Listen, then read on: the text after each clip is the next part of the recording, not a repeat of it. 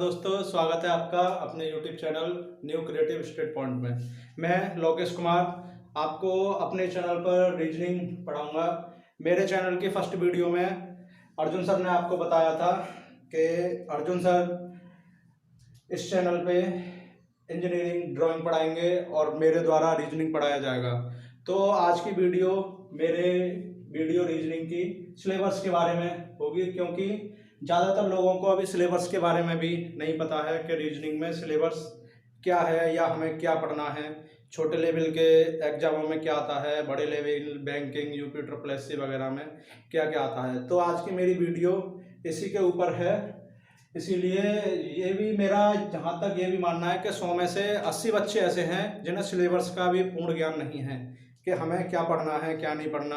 और बच्चे पढ़ते हैं, यह नहीं कि पढ़ते हैं रीजनिंग को, पर उनका फोकस उस चीज़ पे नहीं जा पा रहा अभी जो उन्हें पढ़ना है, क्योंकि वो पढ़ लेते हैं, एग्जाम में जाके देखते हैं एग्जाम पेपर में कि हमने जो पढ़ा है उसमें से 2-4 क्वेश्चन है, उसके अलावा ज़्यादातर क्वेश्चन जो हमने नहीं पढ़े या जहाँ तक हम पहुँचे नहीं हैं वो क्वेश्चन है। तो उसकी वजह से बच्चे का सिलेक्शन रुक जाता है और सिलेक्शन रुकने की वजह से फिर माइंडली डिस्टर्ब हो जाता है स्टूडेंट। उसके बाद में फिर वो सोचता है कि हमने मेहनत की, उसके बाद भी फल नहीं मिला।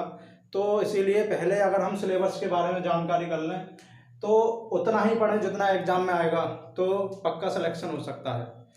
तो मैं अपने सब्जेक्ट पे आता हूँ। सबसे पहले मैं आपको बताने जा रहा हूँ कि हमारी रीजनिंग 2 भागों में विभाजित है, एक वर्बल और दूसरी नॉन वर्बल।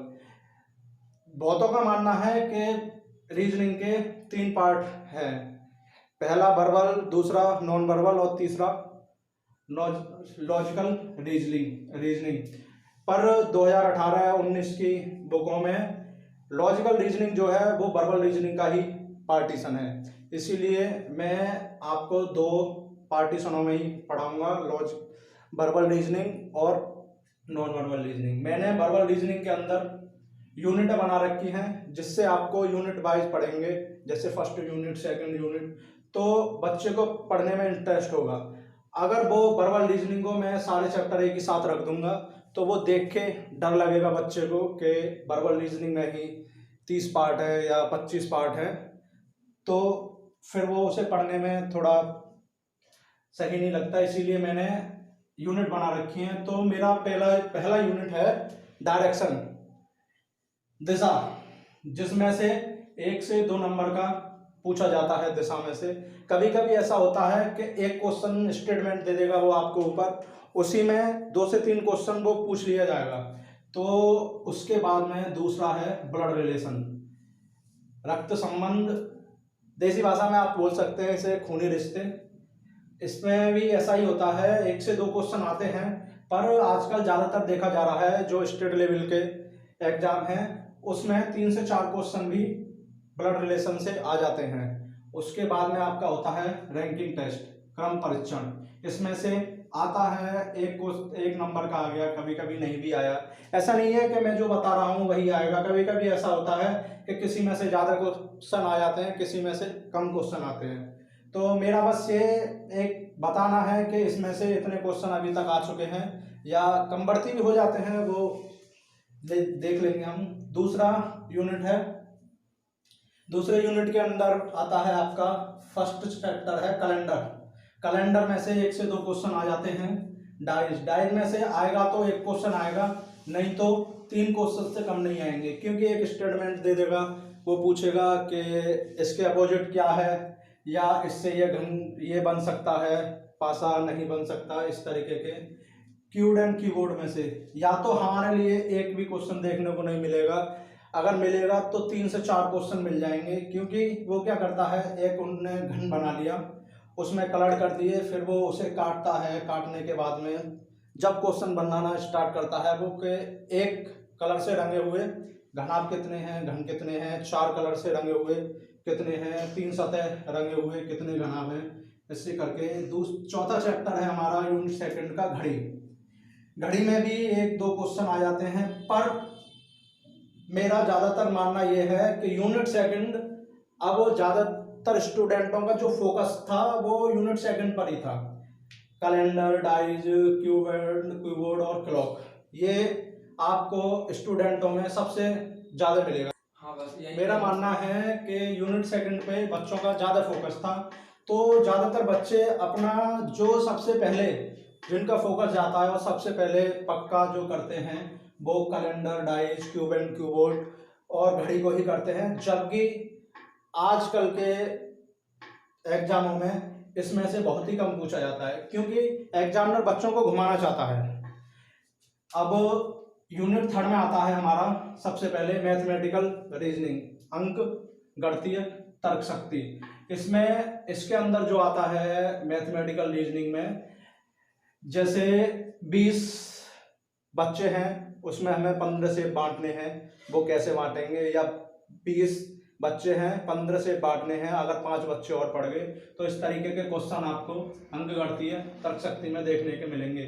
दूसरा यूनिट थर्ड में चैप्टर है हमारा एज प्रॉब्लम, आयु संबंधी प्रश्न, जिसमें से पूछ ले जाते हैं 3 से 4 क्वेश्चन।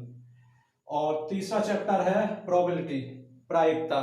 चौथा जो चैप्टर है श्रृंखला सीरीज, इसमें से बहुत क्वेश्चन पूछे जाते हैं, क्योंकि इसमें से ट्रिक भी बहुत है इसके अंदर। खाली नाम ही आपको छोटा सा लग रहा है, पर इसके अंदर ट्रिक इतनी है, कभी कभी टीचर भी सोच में पड़ जाता है कि इसमें हमें क्या लगाना है या कैसे लगाना है, जब जाके हमारा आंसर आएगा। और पांचवा हमारा चैप्टर है मिसिंग टर्म्स, लुप्त पदों को भरना। छठा चैप्टर है मैथमेटिकल ऑपरेशन। मैथमेटिकल ऑपरेशन नाम से आप थोड़ा डाउट में होंगे कि ये कौन सा चैप्टर है। मैं आपको बता दूं, इसके अंदर बोडोमास का नियम जो लगता है, पहले हमें भागे सॉल्व करना है, उसके बाद में गुणा सॉल्व करना है, फिर प्लस माइनस, ऐसे करके वो मैथमेटिकल ऑपरेशन में आएगा। सातवां चैप्टर है हमारा डाटा इंटरप्रेशन, समूहों की व्याख्या। आठवां चैप्टर है प्रोमोटेशन एंड कॉम्बिनेशन, क्रमशः एवं संचय।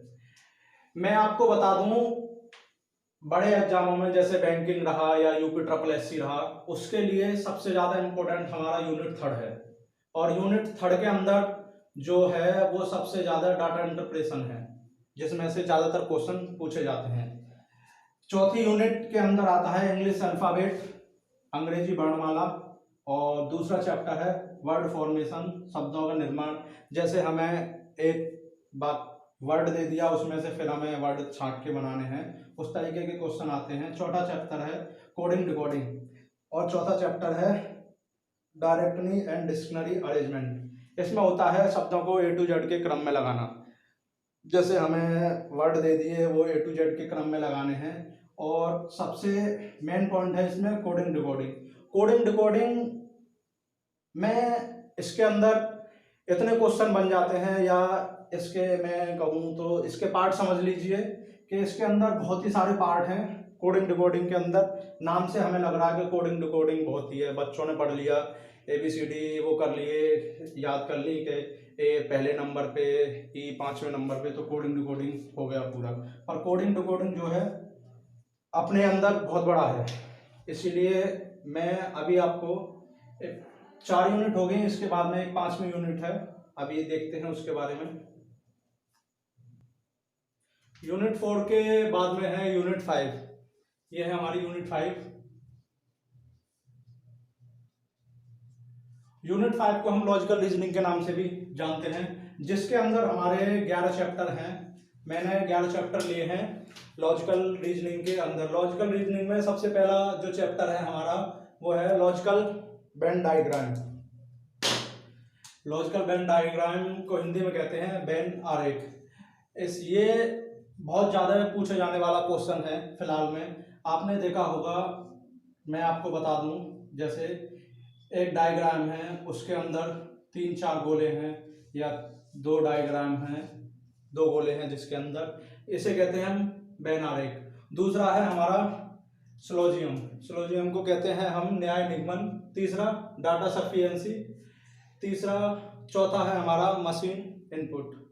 मशीन इनपुट के बारे में मैं आपको बता दूं, मशीन इनपुट में एक हमारे लिए वाक्य दे दिया जाएगा, वो हमें फिर जैसे जैसे क्वेश्चन में बोला जाएगा उसी क्रम से लगाना है, जिसमें हमारा अंग्रेजी का भी वाक्य आ सकता है, मैथ में भी नंबर आ सकते हैं, या कैसे भी स्टेटमेंट आ सकता है, तो वो हमें क्वेश्चन के हिसाब से उसमें वो क्रम वाइज लगाने होंगे। पांचवा है हमारा कोर्स ऑफ एक्शन, कार्यवाही, स्टेटमेंट कोर्स ऑफ एक्शन, तो कथन और कार्यवाही। और छठा जो चैप्टर है कंक्लूजन, निष्कर्ष, कथन और निष्कर्ष। इसके जो होता है हमारा, इसे हम लिखते हैं, खाली मैंने अभी समझाने के लिए निष्कर्ष लिख दिया है, इसे हम पूरा जो लिखेंगे जो आपकी किताब में होगा कथन एवं निष्कर्ष के नाम से चैप्टर होगा। और अंग्रेजी में जो हम बोलेंगे स्टेटमेंट एंड कंक्लूजन। और सातवां जो है आर्गुमेंट, तर्क। आठवां जो है एसएमपीएस, पूर्ण धारणा, इसे भी हम ऐसे ही बोलेंगे कथन एवं पूर्ण धारणा, कथन एवं पूर्व धारणा। और जो नवा जो चैप्टर है वो डिसीजन मशीन का है, कथन, पर्याप्तता। 10वां जो चैप्टर है हमारा वो है रीजन, कारण। और 11वां जो चैप्टर है वो है इफेक्ट, प्रभाव। इससे भी हम कथन एवं कारण लिखेंगे। जैसे हमें कोई वाक्य दे दिया, उसमें हमें देख के बताना है क्या कारण है, कैसे, जो वाक्य पहले क्वेश्चन में पूछा होगा उसके हिसाब से। तो जो हमारे यहाँ से मशीन इनपुट के बाद में जो ये जो चैप्टर है उसके बाद में हमें क्वेश्चन को देख के करना है, खाली क्वेश्चन पढ़ना है, क्वेश्चन में क्या क्या कह रहा है वो अपने अपने ऊपर है, हमारी सोच के ऊपर है, या कैसे भी समझ लो, खाली हमें क्वेश्चन को देख के आंसर का जवाब देना है। उसमें हमें पेन भी चलाने की ज़रूरत नहीं है कॉपी पर, वो हमें उससे पढ़ के ही पता चल जाएगा। तो मैं अभी वर्बल रीजनिंग के बारे में ही आपको बताऊंगा, क्योंकि अभी मैंने आपको ज़्यादा बता दिया, नॉन वर्बल के बारे में बता दिया, तो आप भी डाउट में पड़ जाएंगे ये चैप्टर नॉन वर्बल का है या वर्बल का है। इसीलिए जब मैं नॉन वर्बल स्टार्टिंग करूंगा तो मैं सेम यही वीडियो नॉन वर्बल की इंट्रोडक्शन के रूप में आपको बता दूंगा, सिलेबस के रूप में कि क्या क्या आएगा। इसीलिए ये दोस्तों मैंने आपको वर्बल रीजनिंग के बारे में और इसी के साथ साथ आपको लॉजिकल रीजनिंग के बारे में सिलेबस बता दिया है। तो मैं अपनी वीडियो को यहीं पुश करना चाहता हूं और मैं आपको अगले दिन नई वीडियो के साथ मिलूंगा। यूनिट फर्स्ट डायरेक्शन, दिशा के साथ में अपना नया चैप्टर